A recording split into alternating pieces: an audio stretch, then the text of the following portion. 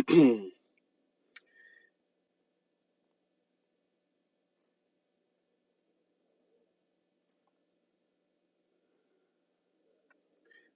kí yín o.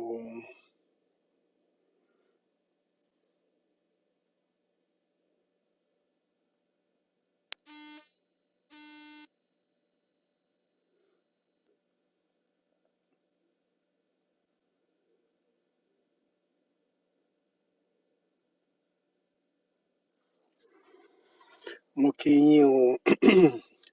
Ẹ kú ọjọ́ mẹ́ta. I tried as much as possible kí n wá before now, but I've been so very very busy, very very busy.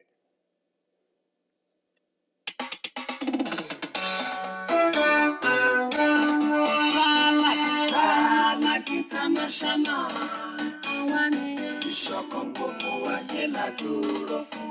Bẹ́ẹ̀ni ẹ má fọkàn wéyàn, àyàtọ̀ sí wọn. À ń jàfẹ́tọ̀ ọmọ ènìyàn. Bẹ́ẹ̀ni o, wọ́n á jẹ́ kó mẹ́tọ́ rẹ lábẹ́ òfin. Lójú ọ̀nà wọn ra rẹ̀ ẹsẹ̀ sí. Kàkà kí wọ́n rohun tí wọ́n jẹ. Ohun tó tẹ́ wọ́n ní wọ́n rí. Ọ̀rọ̀ ayé yìí kò yẹ nìkan o. Ọlọ́run nìkan ló yẹ. Ta ni wọ́n rò tí mi kó? Ta ni wọ́n fọ̀rọ̀ mi lọ? Ọlọ́run alágbàwí mi o. Ni wọ́n rò tí mi kó. Yeah, nǹkan tí mo fẹ́ sọ tẹ́lẹ̀ kì í ṣe nípa ọ̀rọ̀ Abolongo prison. Mo fẹ́ sọ̀rọ̀ lórí nǹkan tó pọ̀ láti bí ìjọ́ mẹ́ta tí mi ò ti wá sórí ètò. Ó ti ní oríṣiríṣi nǹkan ló yẹ kí n ti sọ. Nípa ti Pastor Bankole, I think I just have to talk about it right now. Nǹkan tó le, nǹkan tó ṣe, nǹkan tó tóbi ni. Pẹ̀lú gbogbo ẹ̀ náà, pẹ̀lú gbogbo tí mo ṣe gbọ́ náà, I still contacted him. Ó ní ẹ jẹ́ ká sọ̀rọ̀ lọ́la yẹn ní àná yẹn, ó ní ká sọ̀rọ̀ àná. Mo send message till now, he didn't call me back. So, bóyá lọ́la, I'm going to say everything bó ṣe ṣẹlẹ̀. And then, kó fò ju ọ̀run lọ. Kó fò ju ọ̀run lọ. Ọwọ́ òfin máa mú o. Kó fò kó ju ọ̀run lọ. Ọwọ́ òfin máa mú. Prala ti tọwọ́ bọ̀ ń sìn. Any country tó bá wà, anywhere tó bá wà, ọwọ́ òfin máa mú. But before then, I will explain everything. Bó ṣe ṣe. Bó ṣe lọ sórí nítorí ẹ̀yin pastors tẹ́ wà lórí òkè. Different kind of people will come to you. Oh, I'm a pastor. I'm a this. And then through testimony, tí wọ́n náà fẹ́ share testimony, wọ́n arapala wọ́n á sọ nǹkan tó máa mú àwọn èèyàn lọ́kàn. After the church program, all of them will start going to him. Testimony irọ́ ló ṣe láti fi mú àwọn èèyàn ni. Eléyìí kì í ṣe pé ó tẹ̀ wá mú àwọn èèyàn. Pastor orí òkè yẹn ló mú. To the extent rí pé ó sọ fún wọn bóun ṣe lè gẹ́ẹ̀tì físà fún wọn láti lọ sí Canada. Òun ti ń travel tipẹ́. Ó gba mi ò mọ báwọn ṣe ṣe tí wọ́n tẹ̀ fi ọ̀rọ̀ yẹn lọ ẹnu míì tó fi gba almost 9 million naira. Gbogbo iṣẹ́ táwọn ènìyàn ń ṣe, wọ́n ta lé, wọ́n ta oko. Ó sọ fún wọn wípé físà wọn ti ready. Ó lọ ṣe fake visa. Ó lọ ṣe sórí passport wọn. Ibi tó náà òun ti travel agency tó náà òun ti ń ṣiṣẹ́. Mi ò ní fẹ́ sọ̀rọ̀ yẹn láàbọ̀ because I have to give you the details. The full details. I have to give you all the full details. So I want to hold it there. Nǹkan tó ṣe yóò worst. Ó dẹ̀ dùn mí, àwọn èèyàn wọ́n dẹ̀ fall into it. Tó fi di pé wọ́n tẹ̀ tún ṣe débi kó ní ó yẹ ọ̀la là ń travel. Ó ra ticket, òun ra gbogbo ẹ̀. Wọ́n dé airport. ó ṣe débi pé okay máa tẹ̀lé mi ẹ̀ ń travel láàárọ̀ yìí o wọ́n lọ títí wọ́n dé airport pé wọ́n fẹ́ fò wọ́n ṣe wá discover yìí pé nǹkan tó wà lọ́wọ́ yín fake ni. Ẹni gangan travel agency tó lóun ń ṣiṣẹ́ pẹ̀lú wọ́n ní ó wá síbẹ̀ òun fẹ́ ṣe visa lọ sí Canada ni ó wá lóun wá visa Canada nǹkan tó fi dọ́dọ̀ àwọn nìyẹn. Gbogbo information tí wọ́n fún un pátá àti àwọn nǹkan míì tó ti gbọ́ tẹ́lẹ̀ òun ló fi gbá àwọn ènìyàn yìí. So we going to talk about it àti gbogbo ìgbésẹ̀ táwọn ẹni yìí ti ṣe tán ti gbé láti involve ọlọ́pàá àti gbogbo account details ẹ̀ tóun náà ní. Àti ìyàwó ẹ̀ tó wà ní Ìbàdàn olórin ni ìyàwó ẹ̀ I tried to contact ìyàwó ẹ̀ náà the number is not going. Nǹkan tó ṣe fún ìyàwó ẹ̀ náà we are going to talk about it. Some people are just so desperate. Mi wàá mọ̀ bí ó ṣe le tó kí ọwọ́ òfin múrò àwọn èèyàn báyìí. But I will not want to change the topic today. My name is Comrade Pralijan Akinwumi Ọláyẹmí láti Pralag International. Pralag International is the acronym for Prisons Rehabilitation and Law Abiding Organization International. Àjọ tí kì í ṣe ti ẹ̀yàkẹ̀yà, kì í ṣe ti ìjọba. Ó wà fún rírí sí ìyípadà àwọn tá à ń pè ní ẹlẹ́wọ̀n sí ọmọlúàbí àti láti dín ìwà ipá àti ìṣe tó lòdì sí òfin ilẹ̀ wa kù. À ń dá sí gbọ́nmisọ́rí omi ò tó láti wá solution sí yẹn là ń pè ní alternative dispute resolution. À ń jà fún ẹ̀tọ́ ọmọ èèyàn ìyẹn là ń ṣe human rights advocacy. À ń ṣe ìdánilẹ́kọ̀ọ́ enlightenment ìyẹn ni ìdí tí mo ṣe wà lórí afẹ́fẹ́ lónìí. À ń ṣe rehabilitation of inmates. A dẹ̀ ń ṣe empowerment fáwọn inmates àti àwọn ẹlòmíì tá a bá rí i pé ó kù díẹ̀ káàtó fún. And we do several other things helping people tó wà ní hospital láti take care wọn surgery nǹkan kan à ṣe fún wọn. Ìdánilẹ́kọ̀ọ́ à ń ṣe ẹ̀kọ́ àgbà fún àwọn tó wà ní Ìbàdàn tó máa ń lọ every Tuesday tẹ bá rò pé mo fẹ́ mọ̀ nǹkan mo fẹ́ mọ̀ ká à ń ṣe lọ́fẹ̀ẹ́ a tún fún wọn ní nǹkan ìpanu ló lè jẹ́ kí wọ́n máa wá. We are doing this entirely free of charge. And every other thing we think is necessary just to make the world at peace. So a dẹ̀ ń gbàdúrà ká Ọlọ́run náà kó empower wa náà ká lè ṣe more and bigger things like that. Tẹ́lẹ̀ àná mo fẹ́ sọ̀rọ̀ lórí anger management, how you can manage. Báwo ni inú bíbí? Ó ní inú bíbí mi ò fọ̀rọ̀ mi lọ. Inú bíbí. Mo fẹ́ sọ̀rọ̀ entirely on inú before, but a foreign Yoruba radio tó ń base ní UK náà pè mí náà ní ẹ tiẹ̀ dúró náà àwọn èèyàn kọ lẹ́tà sáwọn wọn ní àwọn fẹ́ pé kí n wá sọ̀rọ̀ lórí Abolongo prison. So nítorí ẹ̀ gan lèmi náà ṣe wá sọ pé it's true people want to know about what transpired. How can we stop it? Kí ni nǹkan tó yẹ kí ìjọba ti ṣe tí wọ́n ṣe? Lórí program yẹn mo tẹ̀rọ kọ́kọ́ rò pé it's just like any of our prisons tó jẹ́ pé they are about ẹlòmíràn àti 100 years ago náà ti build ẹ̀. Àwọn most of our prisons are ní Nàìjíríà bíi kan ti build ẹ̀ ní 1901 1860 something 1801 náà ti kọ́. But this particular one 2007 òun ni wọ́n kọ́ and wọ́n kọ́ because it's just like a satellite prison. Ìyẹn ní Ọ̀yọ́ just like a satellite. It's not a maximum prison. Kí ni à ń pè ní àwọn wo la máa ń pè ní maximum prison? Any prison tó bá ti ń ṣe hanging tó ti ń ṣe execution. Any prison they execute inmates. Like if an inmate was sentenced to death and the death warrant is assented to by the state governor, then that means that kind of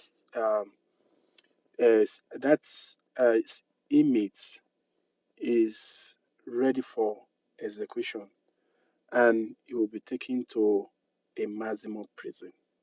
Maximum security prisons are prisons that has all the facility to execute inmates. So like Abeokuta prison, like a maximum prison in Kirikiri, those are they have facilities to hang, to kill, to execute. So they call them maximum prison.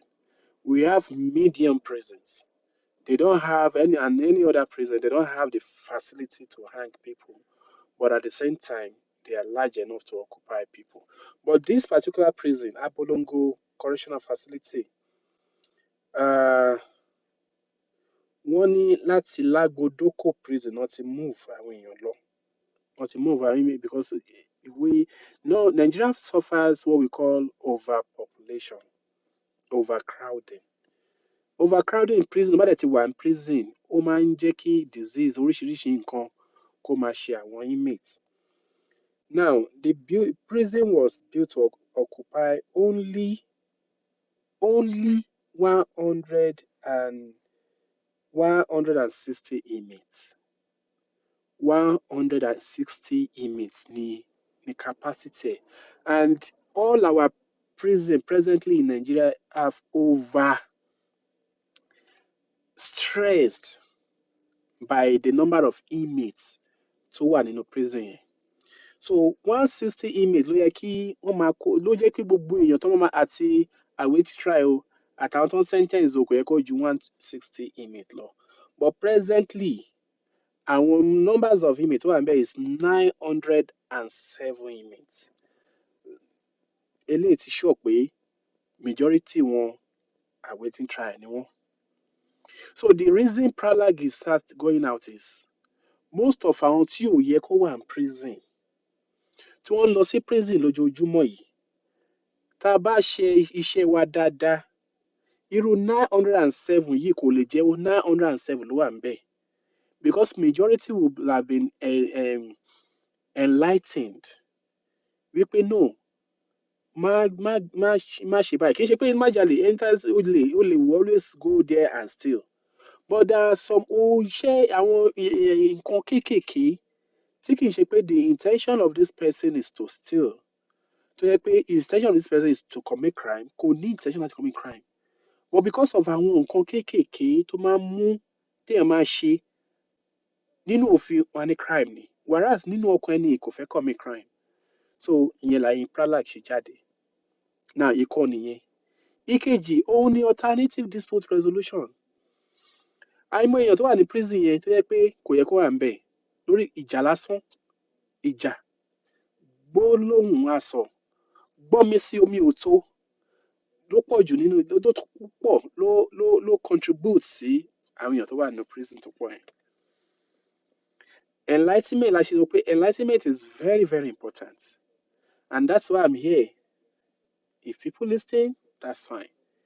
If they don't listen, at means wípé ẹni tí Ọlọ́run bá rán wa sí nìkan òun la máa jíṣẹ́ fún. Now, nínú 907 tó wà ní prison ẹ bá wa calculate kí ni nínú 907 tó wà nínú prison 64 nìkan ni wọ́n ti dájọ́ ẹ̀wọ̀n fún 64 people ni wọ́n confirm pé ó ti ṣẹ̀ ó lọ sẹ́wọ̀n. Kí ni ìyẹn mean? Ìyẹn mean pé 837 ni wọ́n ṣì ń lọ sí court 837. That means pé majority over the time majority of these people are allowed to go home wípé ó ṣẹ̀ máa lọlé láyọ̀ àti àlàáfíà. There is a problem somewhere. There is a problem somewhere. If majority of people are now coming into the prison and going out, kí ni wọ́n sọ prison dà wọ́n sọ the hostel. That means pé kò sẹ́ni tó lè bẹ̀rù prison mọ́ ní Nàìjíríà. and tí wọ́n bá dẹ̀ ti bẹ̀rù prison tí èèyàn ń bẹ̀rù lẹ tó ṣì ń rí àwọn èlò díẹ̀díẹ̀ tó ṣì ń bẹ̀rù pé mi ò fẹ́ dẹ́ṣẹ̀. People are not empowered.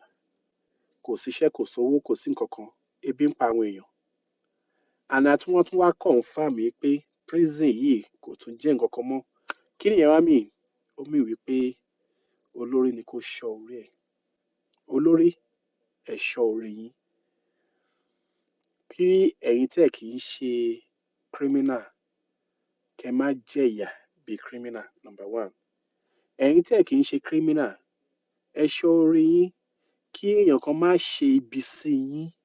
Tẹ́ bá ṣe ibi sí yín, ẹ̀yin á ti ṣe ibi sí yín, á ti mú jẹ. Òun á lọ prison at the end of the day, wọ́n á tún dá lẹ̀ pé kó máa lọ láyọ̀ àtàlàáfíà. So prevention ló kù. Prevent yourself. No government is there to protect anybody. At this Nigerian time, kó má sí short number téèyàn máa fi pe ọlọ́pàá on emergency. Nǹkan tí mò ń sọ yìí ó mà tóbi. That means pé tó bá ti ní credit lórí phone, ìwọ ò tẹ̀ number one náà ò tẹ̀ lè pe ọlọ́pàá kún dá ẹ lóhùn náà. Okay, ní lọ́wọ́lọ́wọ́ báyìí as we are speaking right now, bí ẹ ṣe ń gbọ́ mi, tí nǹkan bá ṣẹlẹ̀ lọ́wọ́lọ́wọ́ báyìí, ṣé ẹ ní oore ọ̀fẹ́ àti pe ọlọ́pàá? Ṣé ẹ ní oore ọ̀fẹ́ láti ní nọ́mbà tẹ́ lè pè? Nísìnyí ẹ ní nǹkan ṣe pẹ̀lú DPO, ẹ ní nǹkan ṣe pẹ̀lú ọlọ́pàá, ẹ ní control room of ọlọ́pàá, ẹ ní nọ́mbà, ẹ mú nǹkan kan. Nǹkan ṣẹlẹ̀ sí lọ́wọ́ báyìí. Ní every developed country, nọ́mbà kan máa wà tó jẹ́ pé ọ̀fẹ́ ni. No matter what lórí fóònù yín tẹ́ bá pè 911, ó di dandan kán béèrè pé kí lẹ wà, ibo lẹ wà. 911 yìí ó connect mọ́ emergency nípa ètò ìlera, nípa ti hospital, ambulance tó máa wá attend sí yín. Ó connect mọ́ ọlọ́pàá tó máa pè tó máa wá attend sí ní emergency láàrin few tó bá ti já màá sí, they will come to you. Ó connect mọ́ fire service tó yẹ pé kó tó ṣe kínní, they will come to you. These three, they don't joke with it. Ní Nàìjíríà lọ́wọ́lọ́wọ́ bá ṣe jókòó ibẹ̀ ṣe wò mí, do you have a number you can call for emergency? To me, I would say zero, none. Now, kátẹ̀ tí wọ́n á sọ yí pé nọ́mbà wà, control number wà, bye. How available? Ṣé gbogbo èèyàn ló mọ̀ ní Nàìjíríà? The answer is no. Now, kátẹ̀ wá sọ pé nọ́mbà tún wá wà. Gbogbo èèyàn ló mọ̀, náà ń sọ ní school, ní primary school, ní secondary school, ní university, ní wọ́n ń tẹ̀, náà ń gbé sórí rédíò, náà ń gbé sórí television, náà fi ń pín náà fi ní restaurant, gbogbo ẹ̀ wà. In fact, wọ́n ń pè é ní the same number ni wọ́n ní wà tó bá tiẹ̀ wà. Ṣé ẹ ti ever pe nọ́mbà yẹn rí tọ́lọ́pàá bá yín láàrin 5 minutes? Ṣé ó wà? No, kò sí. Tí àwọn kinní yóò bá ti wà, it is so glaring wípé you are on your own. And now, tí ẹ̀yin tẹ́tí ní fact wípé kò sí anybody tí mo lè rely lé nínú àwọn nǹkan tí mo sọ ìta ní no, then how are you keeping yourself safe? How? Who do you know? Who can you contact? And then, ibi tó tún wá lé jù, if you are the head of the house. Head of the house can be mostly father ló máa ń wà ní position yẹn. Bàbá, ìyàwó rely lé lórí. Àwọn ọmọ rely lé lórí. Fortunately, àwọn àbúrò ìyá gbogbo wọn wà nínú ilé, ìwọ ni wọ́n rí gẹ́gẹ́ bí bàbá. If any thing happens, they will look up to you. Who do you look up to? Who? And then, ẹ̀yin tẹ́ wá jẹ́ olórí ẹbí bàbá, tí nǹkan kan bá ṣẹlẹ̀ sẹ́yìn ńkọ́, who else should your family call upon? The government is zero. You as a person, who do you call upon? Kọ́lọ́run kó ṣàánú fún wa. Now, having established the fact wípé there is a problem, nǹkan tí mo kọ sórí bẹ́ẹ̀ mi ò fẹ́ ká change topic. Nǹkan tó ṣẹlẹ̀ àbí èyí tó ti ṣẹlẹ̀ tó ti ń break prison ìwé ìròyìn láti UK tó ń interview mi láàárọ̀ yìí. Àwọn question tó ń béèrè lọ́wọ́ mi ni màá fi dá yín lóhùn. Number one, wọ́n ní kí ló lè mú kí èèyàn dìde kó náà fẹ́ lọ break prison? Kí ló lè mú kí èèyàn dìde nínú gbogbo nǹkan tó wà láyé kó jẹ́ pé prison ló dẹ̀ dojú kọ? Èmi náà wá béèrè lọ́wọ́ wọn pé kí ló mú yín tẹ́ máa lọ sí bank? Tí ẹ bá ní owó ní bank, ṣé máa lọ sí bank? No, you can't go to bank. You can't go to bank if you don't have money in the bank. Kí ni interest yín? Interest yín wà ní bank lẹ ṣe lọ sí bank? Yes. I'll make this thing short because 1 hour program ni. So mi ò ní fẹ́ take too much explanation.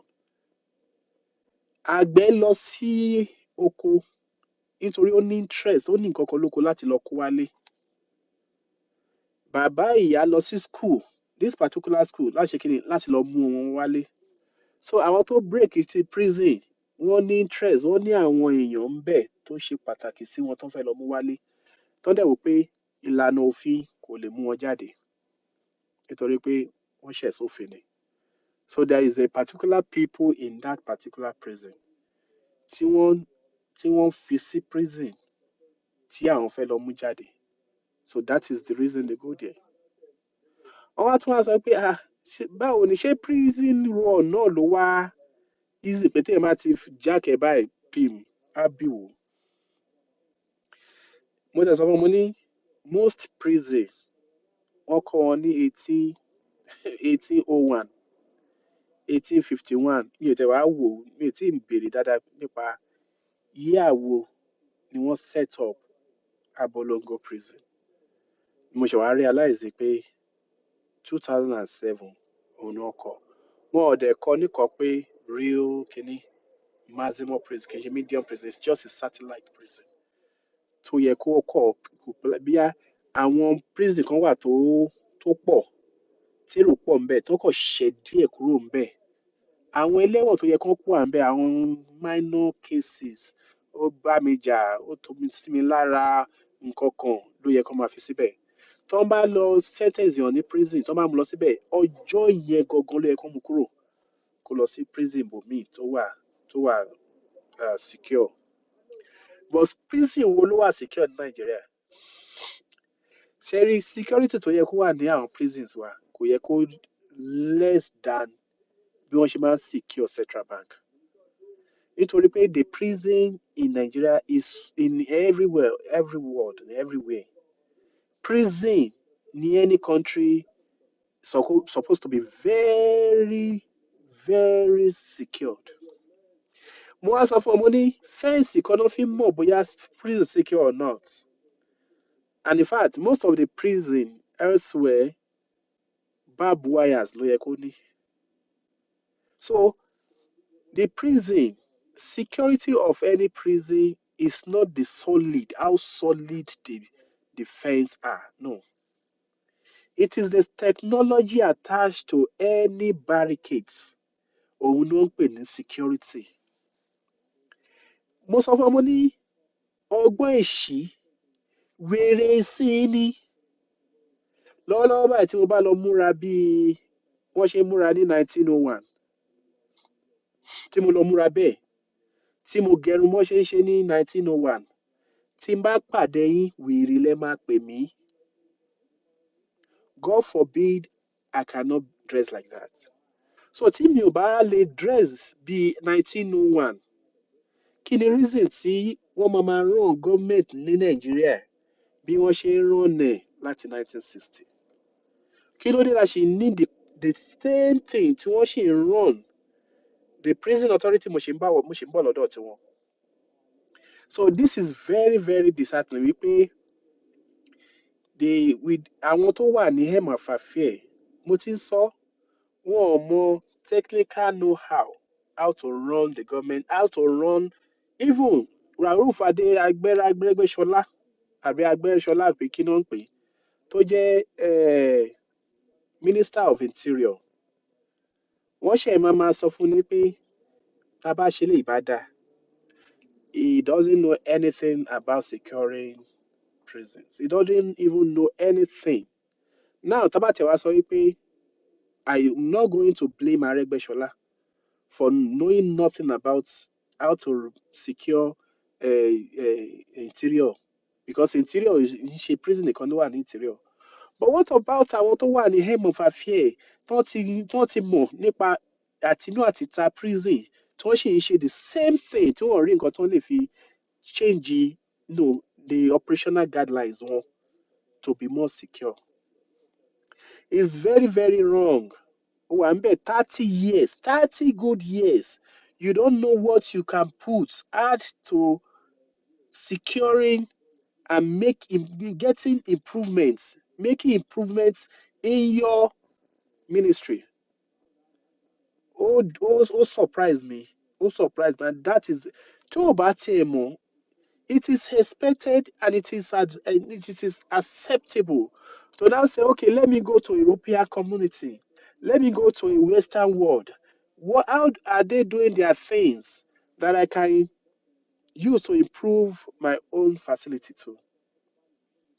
Ìyẹn náà zero. Even if they today go to a Western world, tell them something, this is what you need to do.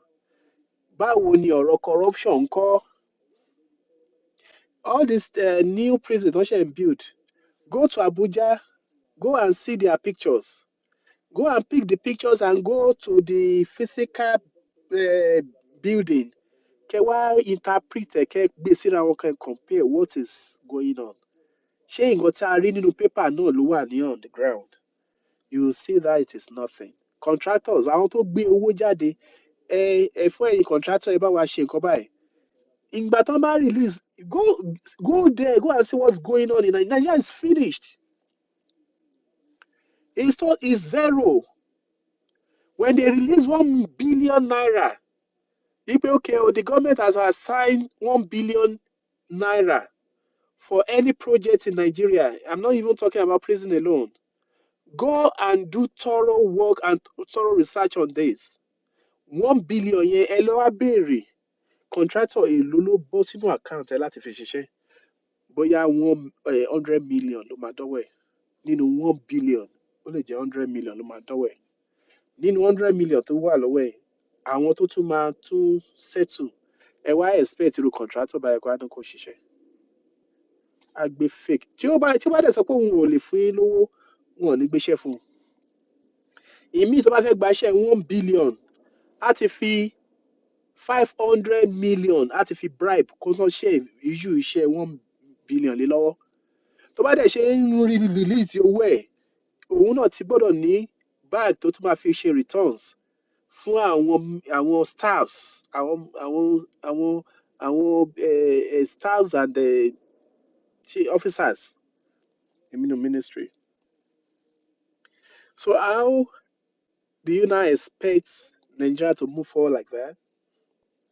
Gbàgbé. Nothing will move forward. Prison war. Prison war shouldn't take the concrete. That concrete called the unsecure prison in this modern day prison.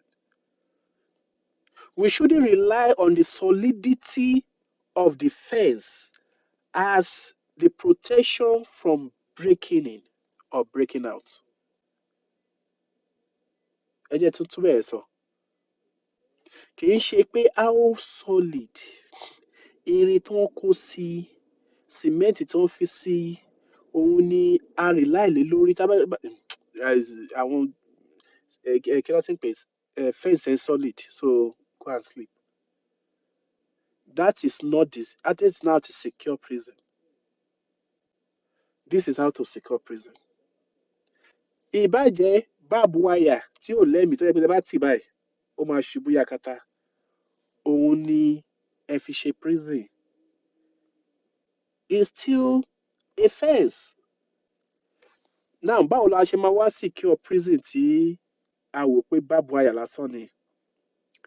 Number one, mo ti dé prison wọn ní US yìí báyìí. Number one is technological in the sense of CCTV cameras.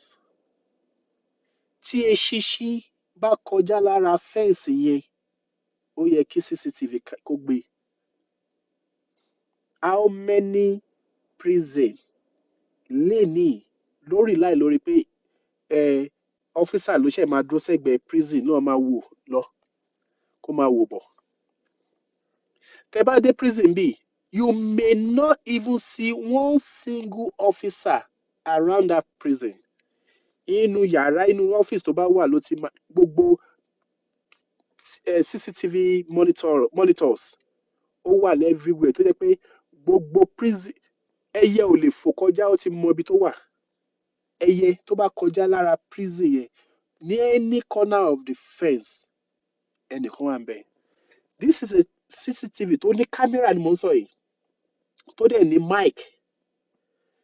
If anybody is coming láti main road kò nílò láti mú key pé mo fẹ́ lọ ṣílẹ̀kùn níta. No, with a button ẹ ló kí lẹ fẹ́ ta lẹ béèrè.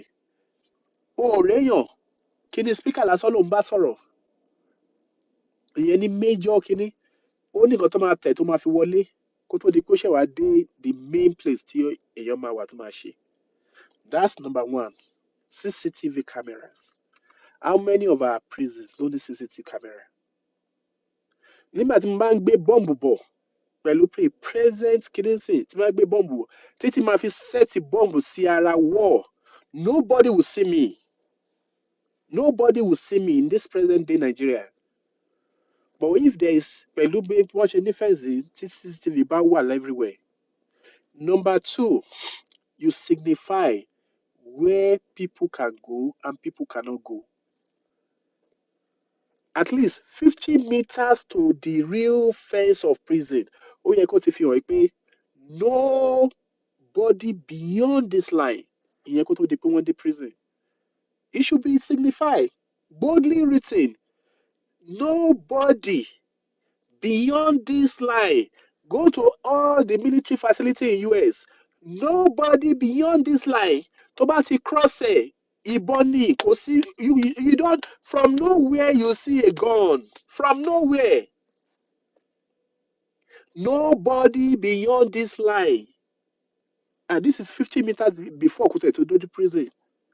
50 meters from the line, from the what you call it, this point, don't go beyond this, no matter how mighty.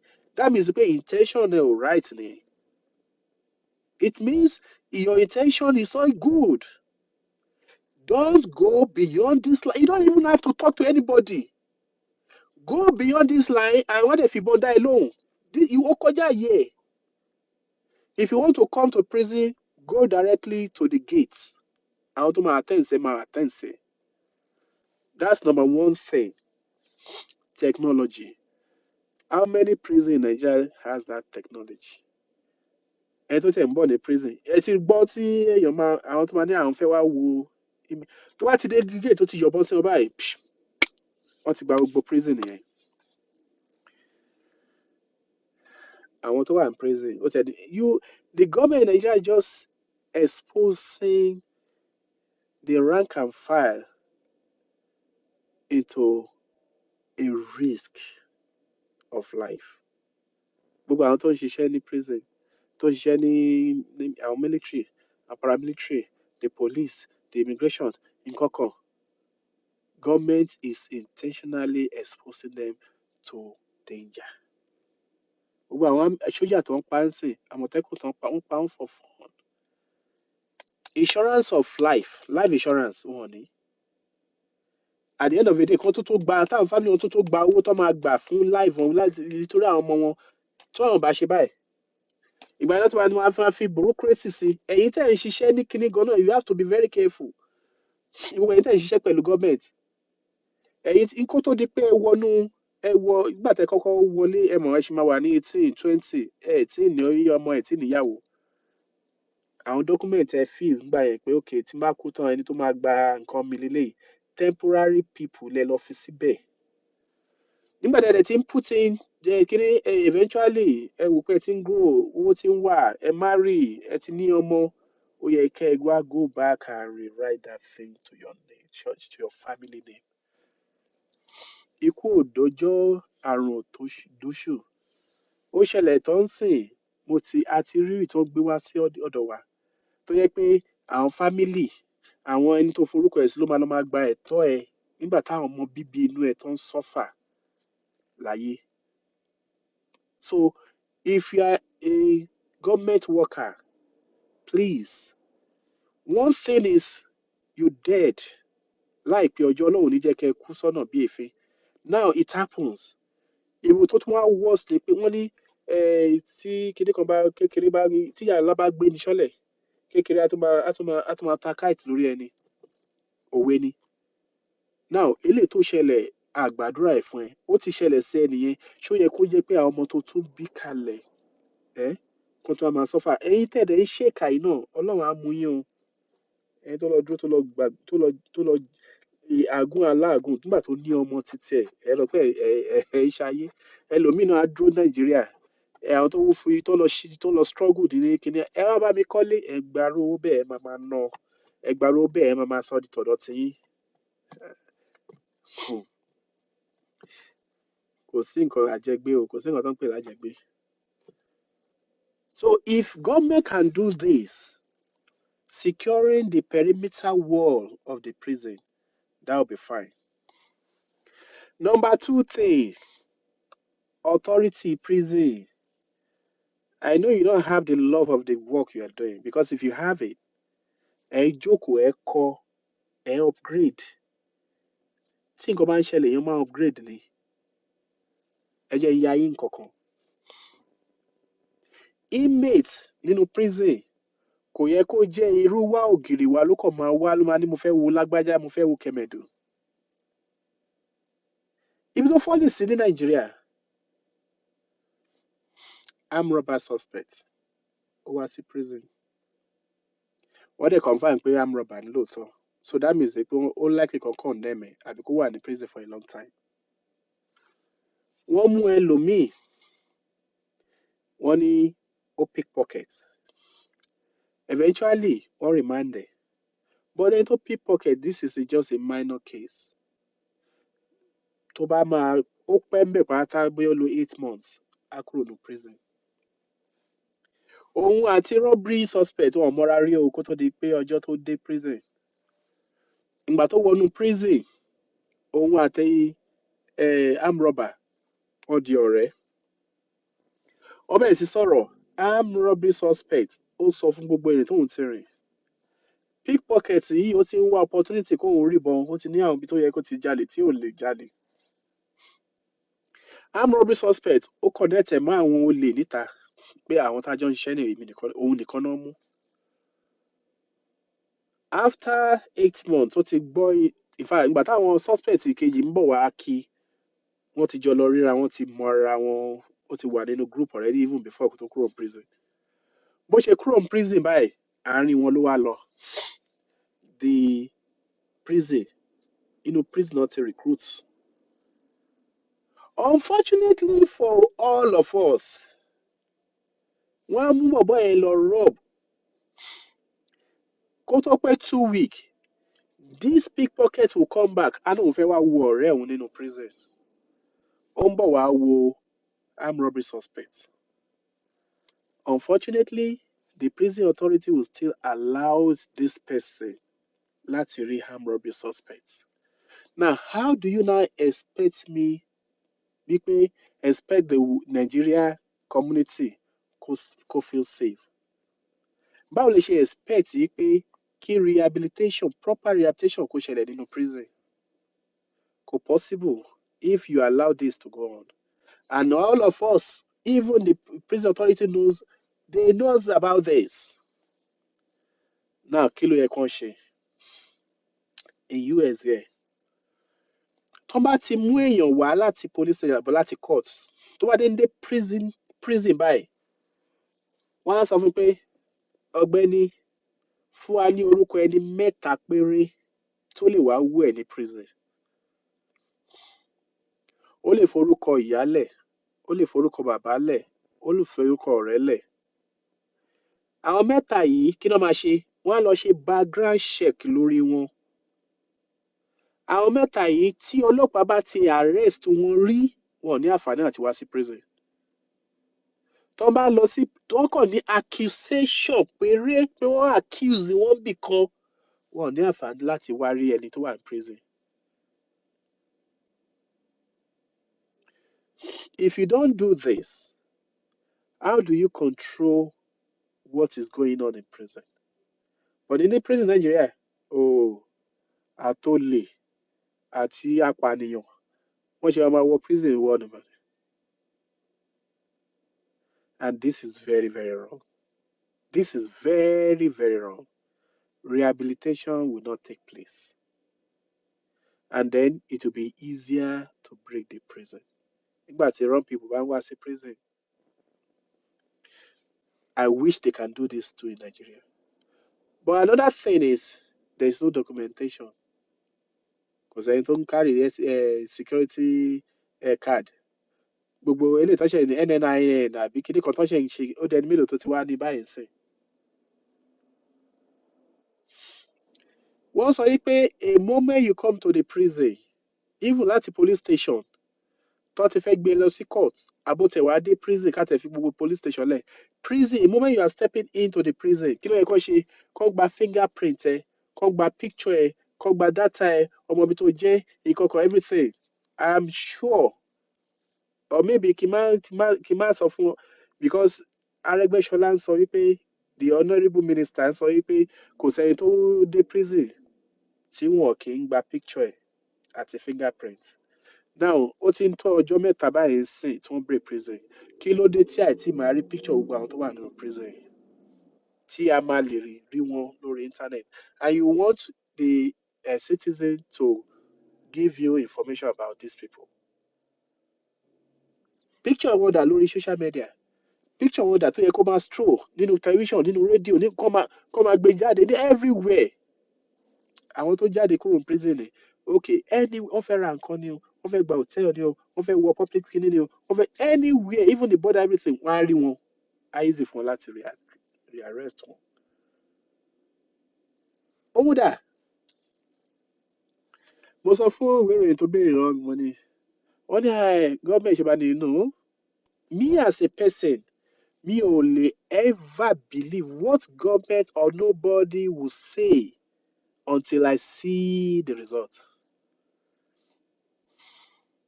Ṣé bí àwọn àti yín la máa sọ wípé téèyàn kan bá sọ wípé òjò rọ̀, kí la máa ṣe?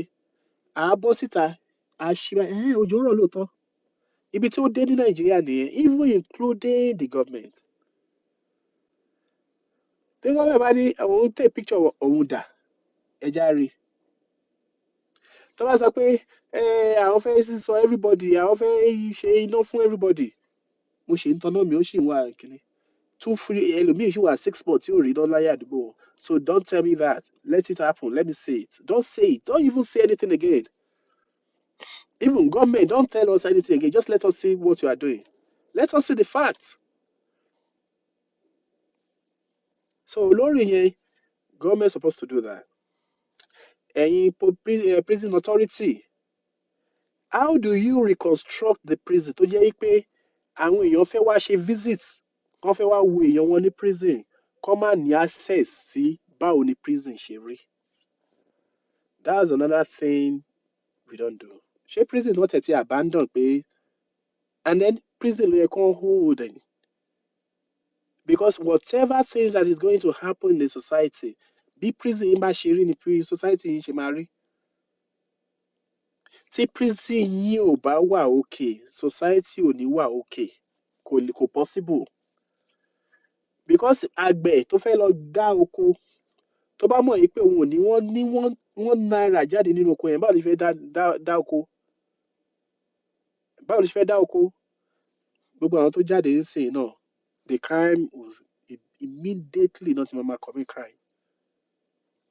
Now, finally, on a final note, ẹ̀yin tẹ́ ń gbé ní agbègbè prisons, ẹ̀yin tí ilé yín ò jìnnà sí prisons àwọn nǹkan tí mo fẹ́ advise lélẹ̀.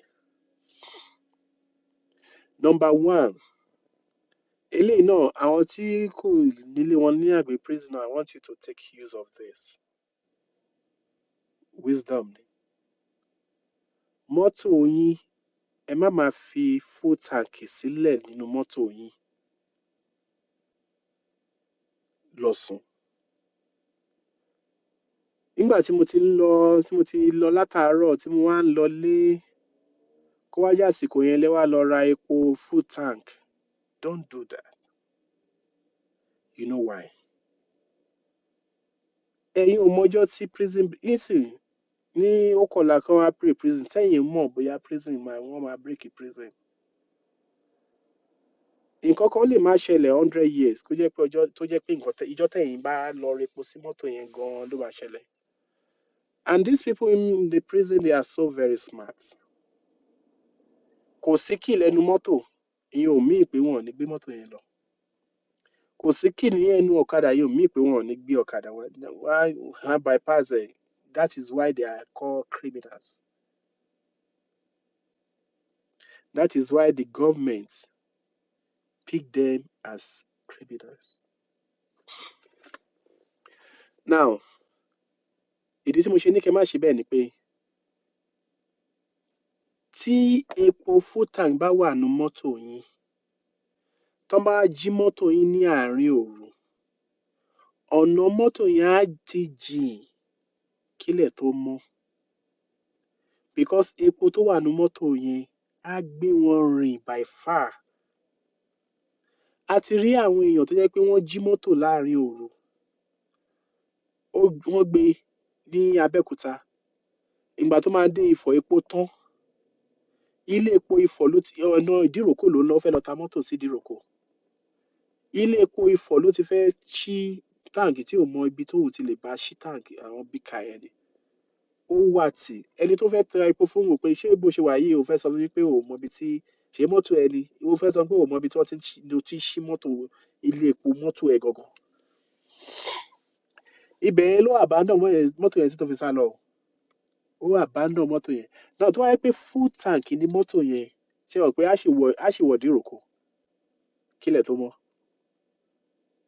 Ìdí tí wàá fi dá kéèyàn tẹ máa fi epo díẹ̀ sílẹ̀ ni wípé in case you have emergency at home.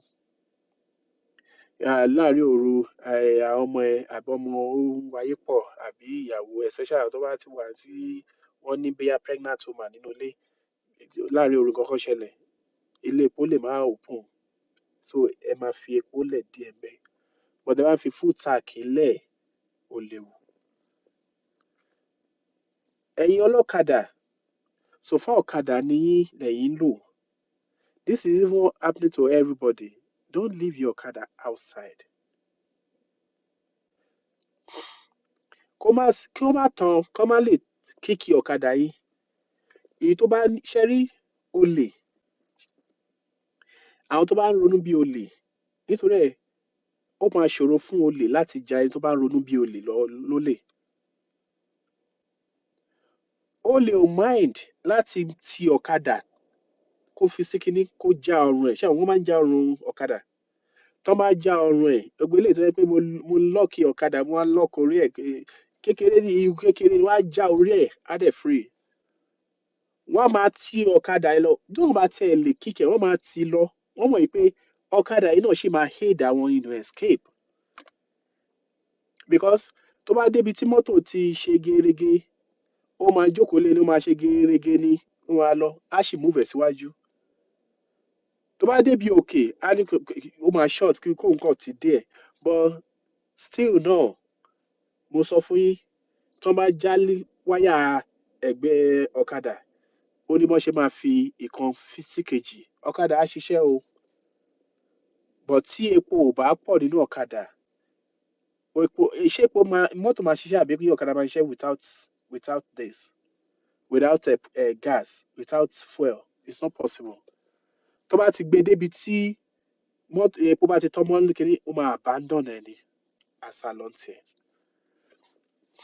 Number 3 ẹ̀yin tẹ́ bá ń ṣiṣẹ́ àbí tẹ́ gbé láàárín prison èèyàn máa ń prepare ọjọ́ ìbí ni. Kò sí irú nǹkan tẹ fẹ́ aṣọ yín tẹ fẹ́ sá síta tó bá ti ń di ọwọ́ alẹ́ ẹ ká aṣọ yín wọlé. Anybody going out, breaking out from the prison, ó need láti pààrọ̀ aṣọ. Ó need láti pààrọ̀ aṣọ. Ẹ̀yin tẹ bá ń gbé lágbègbè prison, whatever things tẹ bá ń lò, jẹ́ ilẹ̀ gbé síta tẹ ń lò ní o, omi yín ló wà ń ta ní o, whatever things wà ń ta, tẹ bá ti gbọ́ wípé bóyá jẹ́ yín stop, tó bá ti lọ bí alẹ́ bí past 10, 11, 12, ẹ má jáde síta. Ẹ má jáde síta. Eléyìí gan tún wá ṣiṣẹ́ kò ń ṣọ̀rọ̀ yan prison nìkan, even ará àta níbi tí Nàìjíríà lè dó yìí. Normally kò yẹ kẹ́ ẹ gbé jẹ́ yín sí ìta. Tẹ bá lè rí ó kàn jẹ́ pé ó wà difficult fún ẹni tí ó bá jẹ́ pé kò tí ì kọ́lé tiẹ̀. Ẹ̀yin tẹ kọ́lé tí yín, ẹ má gbé jẹ́ sínú yàrá yín tán, ó máa ń pààyàn. Kí ni gáàsì inú ẹ̀ máa ń pààyàn. Àfi tó bá jẹ́ pé bóyá ẹ ní bí òkè tí ẹ ti ṣe bí faranda tẹ gbé sí tẹ wá ti window bẹ̀. Tó bá tí kíní ẹ bá stop láàrin òru, faranda ló wà òkè ló bọ́ sí, ẹ sì lè jáde kẹ́ lọ wo nǹkan tó ṣe, epo lè tán, kíní kan lè tó yẹ pé ó kàn lè stop, ẹ lè tún fà padà. But ẹ̀yin tẹ́ ẹ̀ ń gbé ní ilẹ̀, ẹ wá gbé jẹ́ síta, ó wá ṣe kíní ẹ wá ṣílẹ̀kùn, èèyàn kan ló lè títì, ó lè pa á, so that tẹ́yin bá lè jáde, á lè yọ̀bọ sí yín, á dẹ̀ pín yín wọlé padà. Wọ́n á dẹ̀ rọ́ gbogbo àwọn tó wà ń bẹ̀ láì jálẹ̀kùn, láì jálé, láì já anything. So please, you are very careful. Mo ti sọ̀rọ̀ lórí pé ẹ má fi àwọn nǹkan ní síta. Ọ̀kadà tó bá ṣe é ṣe ẹ ti wọlé. Nítorí ó easy fún ọ̀kadà láti tí wọ́n ti ọ̀kadà lọ. Àti náà cases bẹ́ẹ̀ tí wọ́n ti ọ̀kadà wọn lọ. Tí wọ́n á sọ wípé àwọn ẹni báyìí ló jí ọ̀kadà òun. Case ẹ̀ dé court. Tí wọ́n ní láti máa parọ́ mọ́ àwọn mẹ́ta ni wọ́n ṣe bẹ́ẹ̀ fún. Later la wá discover pé òun fúnra rẹ̀ ló ti kìnìún yìí bá ti discover láàrin òru òun fúnra rẹ̀ jáde. Ó gbé ọ̀kadà ẹ̀ fúnra ẹ̀. Àwọn tó wá ń ta, woman kan wà ní opposite ilé wọn. Ọmọ títí ẹ̀ fẹ́ turn time yẹn, ó wá mú ọmọ ẹ̀ jáde. Ibi tí wọ́n ti ń tọ̀ lọ́wọ́ ló ti rí lọ́ọ̀kan pé lágbájá yìí ó jáde, ó gbé ọ̀kadà kan, ó gbé fún àwọn bíi méjì míì, àwọn yẹn ti ọ̀kadà lọ, kò sọ nǹkan kan. Ọmọ yẹn ní òun máa fẹ́ lọ bá wọn yẹn, kí ló kàn ẹ́ bẹ̀, wọlé padà. Àárọ̀ ọjọ́ kejì, òun ẹni tó rí tó gbé ọ̀kadà fún yàn, òun fúnra rẹ̀ ló wá lọ mọ́ ọlọ́pàá tó ní àwọn méjì tó kù wọ́n jí ọ̀kadà òun. Ọ̀rọ̀ tí mò ń sọ yìí ọ̀rọ̀ tó le ní o. How come you do this? Ìwọ fúnra rẹ̀ láàrin òru ló gbé ọ̀kadà fáwọn kan. Àwọn cooperative tó gbé ọ̀kadà yẹn fún náà wá dúró tì í pé ó yá. At the end of the day, àtòun àtàwọn mẹ́ta because ìwọ ló ìgbà tó ń ti bẹ́ẹ̀ woman yẹn bá wá ṣàlàyé fún wa, a bá kí woman yẹn láyà. Let's go to the police station. Sọ nǹkan tó sọ yẹn sọ, wọ́n bá sọ, àtẹni tó kọ́ make complain, gbogbo wọn bá gba gbogbo wọn lọ sí court because àwọn cooperative ṣáà insist pé wọ́n gbọ́dọ̀ gbọ́n lọ sí court. A dẹ̀ sọ pé kò sí wàhálà. Àwọn cooperative wá ń ti òun lẹ́yìn wípé kó má worry, àwọn máa dúró tì. Ẹ dẹ̀ gbọ́ wípé ẹni fúnra rẹ̀ ló gbé ọ̀kadà, dẹ̀ ti rí ẹni tó support pé òun fúnra rẹ̀ ló gbé ọ̀kadà. Ẹ̀yin fúnra yín náà tí wọ́n á dúró tì pé ẹ kó má worry, àwọn tí wọ́n make allegation fún yẹn ni kó ra ọ̀kadà. A dẹ̀ ní ní £1 tí máa fi ra ọ̀kadà. Ṣé bó la ń sọ ń sìn pé ẹni tó jẹ́ mẹ́mbà yín tẹ gbọ́kadà fún ló gbé ọ̀kadà lọ lóru. Ẹ ṣe insist pé àwọn tí wọ́n fẹ́ tí wọ́n send allegation fún ni àwọn ẹni kó lọ ra ọ̀kadà. Kò possible, wọ́n bá lọ sí court. Dúró tí àwọn tí in fact ìgbà tó máa ṣe bail, àwọn mẹ́ta tí wọ́n ṣe kíní wọ́n ṣíwájú ẹni tó wà ní prison, ẹni tó tí cooperative ń dúró tì, wọ́n ṣíwájú yẹn jáde. Mo mọ̀ pé àwọn náà regret ẹ̀. Ìyẹ́ ọ̀kadà wọn ò rí gbà. Wọ́n tún wá ná owó. I appreciate Pralag International. Béèyàn kan ò yìn wá, sáà, àyìn Ọlọ́run, àti ẹ̀ nídìí kéèyàn kankan yìn wá. A fi ọpẹ́ àti ìyìn fún Ọlọ́run ọba òkè.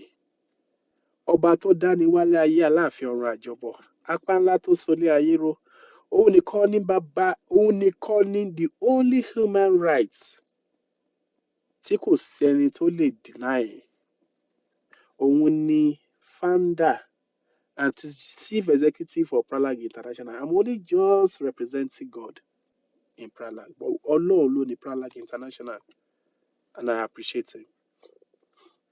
So lórí eléyìí kí ni ìjọba wa lè ṣe prison authority tó wáá pé lóòótọ́ ni wọ́n ní ìfẹ́ iṣẹ́ tí wọ́n ń ṣe. There are a lot of things that needed to be changed in the running of the prison or correction facilities in Nigeria. Government ojoojúmọ́ yẹn ní kò sówó but there are things you need to do ní láti run government. Now you keep exposing everybody to danger. Now mo ṣì máa sọ̀rọ̀ nípa election because gbogbo àwọn tó ń jáde yìí náà irinṣẹ́ election ni wọ́n. All I'm interested in how to keep you safe in that country tí kò safe. There is no hope of safety in any part of Nigeria. There is no hope of safety. So both of you tí wọ́n á wọ̀ sí tó yìí, yes, we can sit down and see how to keep safe. Ọlọ́run á wà pẹ̀lú wa. So once again, ibi tí mo máa ti dẹnu dúró lélẹ̀. Ẹ̀yin tẹ́ wà ní area prison. Normally prison yẹ kán build prison níbi tí kò ti sí ilé around the prison. But nísìnyí ó fẹ́ yẹ pé àwọn èèyàn ti ń kọ́lé fẹ́ǹsì wọn ó ti kọ́ ní Ìjẹ̀bú-Òde fẹ́ǹsì wọn kan prison báyìí ni. Àtàwọn ibì kan náà bẹ́ẹ̀ kò yẹ kó rí bẹ́ẹ̀. Tó bá ti ń di bẹ́ẹ̀ ó yẹ kí kán move prison kúrò kán lọ síbẹ̀ but ìgbà tó jẹ́ pé wọn ò kọ́ prison níwọ̀n tó ń kọ́ kò yàtọ̀ sí kò sí nǹkan tó ń pè ní prison ní wí tó ṣe nǹkan sìn. So once again my name is Comrade Palijana Kiumi Ọláyẹmí. Lóòrèkóòrè mo ń fi àwọn offices wálẹ̀. So if you have anything, any complaint, feel free to visit our office. Feel free to visit. And then gbogbo àwọn cases mo ti sọ pé kó máa direct sí mi. So once again my phone number is +1 862 367 4024. Once again +1 862 367 4024. Prison yẹ kó easy láti run, ó easy láti keep safe. Tí ní prison ò bá safe, society ò lè safe. If rehabilitation is not properly administered in prison, we are all the society, all the citizens in society are in danger. Presently, running the prison correction facility in Nigeria is worst. Even though it's worst in Nigeria, but it's worst the prison but worst. So once again, ẹ ṣé, ó dàbọ̀, ó tún di èyí. Mo ń try náà kò easy. I have a lot of information to dish out, a lot. But mo rí pé mo ṣe ń ṣe kò easy, but Ọlọ́run á ràn mí lọ́wọ́. So ó tún di ọ̀túnla, ó dàbọ̀.